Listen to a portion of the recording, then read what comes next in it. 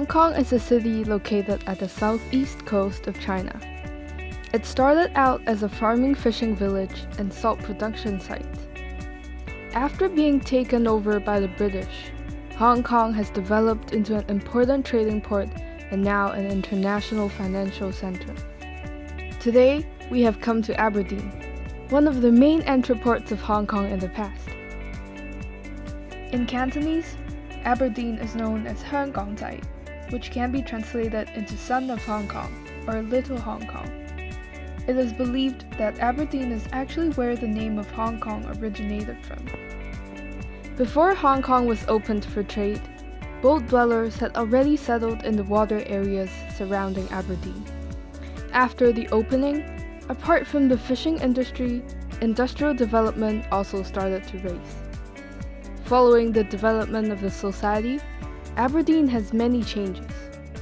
It has now become one of the famous tourist spots, attracting people to visit every day, especially the Jumbo Floating Restaurant, which has had over 30 million visitors since its opening in 1976.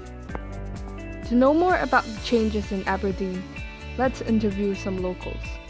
你覺得以前漁業同而家有啲咩好大嘅分別咧？以前啲船細啦，而家啲船大啦，出遠啲咯。以前就比較係屋企人做咯，而家請啲內地夥計。哦，咁而家啲客源咧，係咪係內地人多定係都係本地多？內地人。哦，內地人。即係香港人採內地夥計用，即係船嗰啲。以前咧，香港仔嘅漁業咧就好蓬勃嘅，好繁榮嘅。呢度咧，每一晚都泊晒所有嘅漁船喺度嘅。而家咧就同以前咧，我覺得應該就係冇咗7成啦，剩翻3成。漁業差好多咯，而家冇乜唔係咁多船嘅啫。以前好多漁船嘅，而家冇乜啦，而家都係一般嘅啫。同埋而家好多都話啲油貴咧，都好多都唔做噶啦已經。即係以前佢哋係好興出海捉魚嘅。係啊，呢度全部都係大部分都係移民嘅，係後期一路開始就越嚟越多外來嘅人入嚟啫嘛。其實基本上呢度全部都係移民嚟嘅。咁而家嘅海港同以前有咩分別啊？都冇乜變遷嘅，係多咗啲高樓大廈。哦，一個一邊係多咗高樓大廈咯。呢個港灣就窄咗啦，因為填個海。填咗海之後咧，呢度咧珍寶海鮮舫咧係擺喺呢度嘅。哦。然之後咧，因為火燭跟住，因為而家裝修緊嘅，咁啊後期燒完之後咧就拆晒面頭，留翻個船殼，就搬咗去深灣嗰度，咁先至再重新裝修過晒，然之後先至搬咗去嗰邊，咁咪靠呢啲船咁樣過去咯。As mentioned, with the social and economic development of Hong Kong, multiple reclamation projects were carried out, and Aberdeen Harbour was one of the places affected. So how has this affected the livelihood of local fishermen or boat dwellers? 覺得填海對呢一區附近啲人本身都係以前係呢個漁業為主㗎嘛。係。咁你覺得對佢哋有冇影響呢？填海啊？其實根本依家好多已經上晒岸㗎啦，冇乜人做翻呢行㗎啦。多數啲漁船嗰啲人咧，通常都係請啲國內嘅漁民做幫手。即係我聽啲漁民嗰啲朋友咁講啦，依家香港都好少人出海做攞魚。咁你覺得有咩其他因素，即係例如政府啊，即係嗰啲措施啊，令到呢一個行業式微咁樣咧？污染咯，濫捕咯，你不斷去挖沙填海，令到個海港污染啦，收窄咗啦。你個休漁期都唔係完全令佢休漁期嘅，你可以第日去行下山睇下，係冇本港漁船，但係有好多大陸國內嚟嘅漁船嚟非法捕魚嘅，同埋佢哋係捕到好緊要嘅。我自己住離島，我住南丫島，由我20幾年前嫁入去，我哋嘅魚同而家嘅魚嘅種都越嚟越少咯。即係以前係多魚啲嘅。多。咁你而家有冇話面對啲咩大嘅困難咧？海魚少啦，即係海面冇乜海魚啊，即係冇乜海魚粥啊。啲魚啲海場即係可能未咁快大啦，大唔切啊。佢休漁期嘅啱啱嗰個係休漁期嘅係繁殖啊嘛，嗰個魚係嗰個幾個月後繁殖啊嘛，即係唔使話連啲種嘅即係拖埋去啊嘛。哦。即係休漁期俾佢休完咗漁期休收，佢好啲魚好快大噶嘛。即係散春嘛，佢啱啱嗰個月份開始啲魚散春就休漁期。哦。唔係啲細條捉埋會變到冇魚噶啦，海底冇魚噶。During our visit to the Aberdeen Promenade, we only saw a few boat dwellers, since most of the activities in the promenade has changed from fishing industry to tourism and catering industry. Based on our observations, it is foreseeable that in the coming future, more and more fishermen living in this area will quit their jobs eventually, and the fishing industry will disappear. But what is the view of the locals here? 幾時開始有呢一個遊客嘅服務啊？七幾年好似。7幾年。8幾年。40幾年啦，總之。唔係喎，接遊客出去喎。都差唔多嘅。冇40幾年，30年到啦。係咪即係原本呢啲船其實係愛嚟捉魚嘅係嘛？唔係，依家呢啲係淨係接。依家呢隻接船咧就係淨係珍寶海鮮舫接啲遊客過去珍寶食飯嘅啫嘛。咁但係你另外嗰啲漁船嗰啲就真係出海攞魚㗎啦，即係攞魚攞蝦或者攞第二啲海產類嘅嘢啊。就我啲就漁船，呢啲唔係。咁而家呢個海港最主要係捉魚啊，定係以旅遊業咧？海港唔係，呢個係避風塘冇得捉㗎，避風塘唔俾你捉魚㗎嘛。你啲漁船要車到去出邊唔知幾多範圍之外邊先可以捕魚㗎嘛。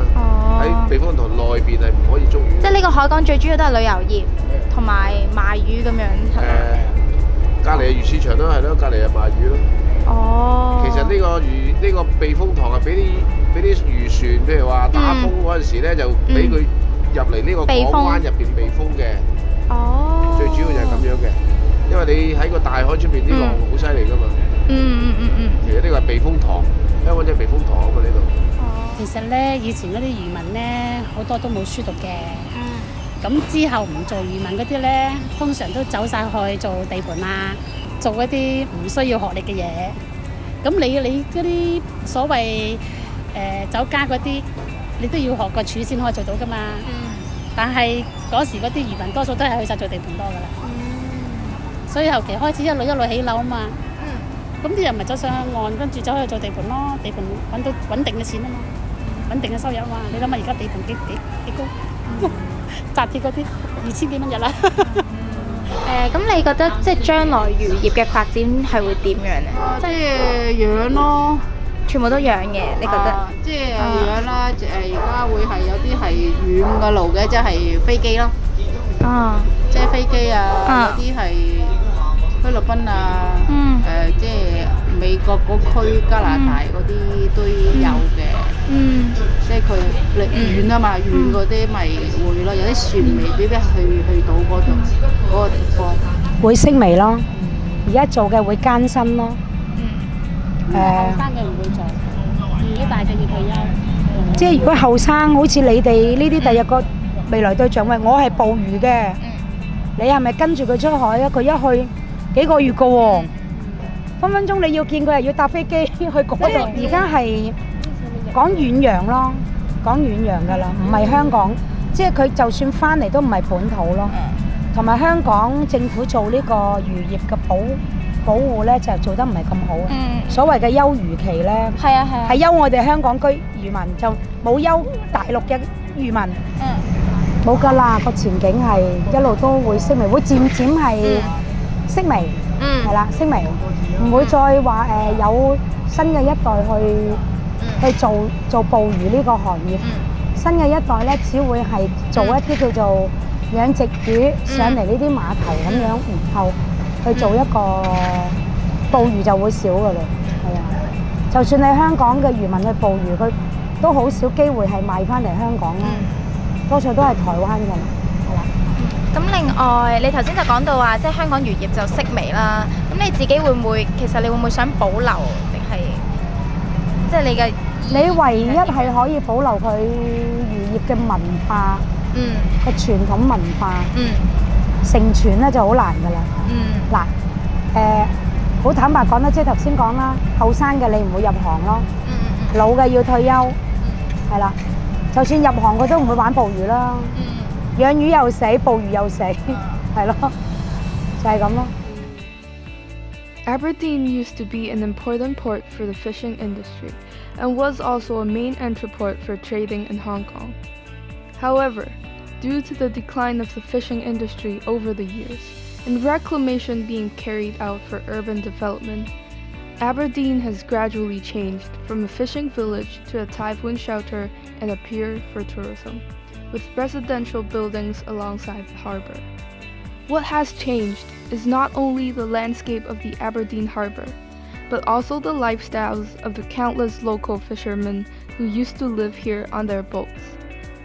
In the past, they used to catch fish from the sea in the mainland area, but now they are no longer able to do so and can only sell fish obtained from the wholesale markets. Some local fishermen even turned their businesses into tourism, while some pursued other occupations like construction work. When we interviewed some local residents and fishermen, they all agreed that the future of the fishing industry will keep declining with the insufficient amount of young people joining and also the decrease in fish that can be caught from the sea. Although the government has already implemented some policies to ensure the sustainability of fishing, like fishing moratorium and forbidding trawling activities, these policies might still affect the livelihood of fishermen, as many of them complained that fewer fish can be caught now. This in turn lowers their incomes, while at the same time they are not receiving enough subsidies from the government. With the increasing barriers in working in the fishing industry, fewer people would like to continue, and even less would want to join. Therefore, how should the government strike a balance between the sustainability of fishing and the protecting of this culture of the fishing industry? What should we, as fellow citizens, do to protect this precious fishing culture of Hong Kong that holds such rich history and significance? We know that there is still a long way to go and a lot to be done, but we do hope that all of this can be preserved and continued, so that our future generations will also get to experience this great culture that we see now.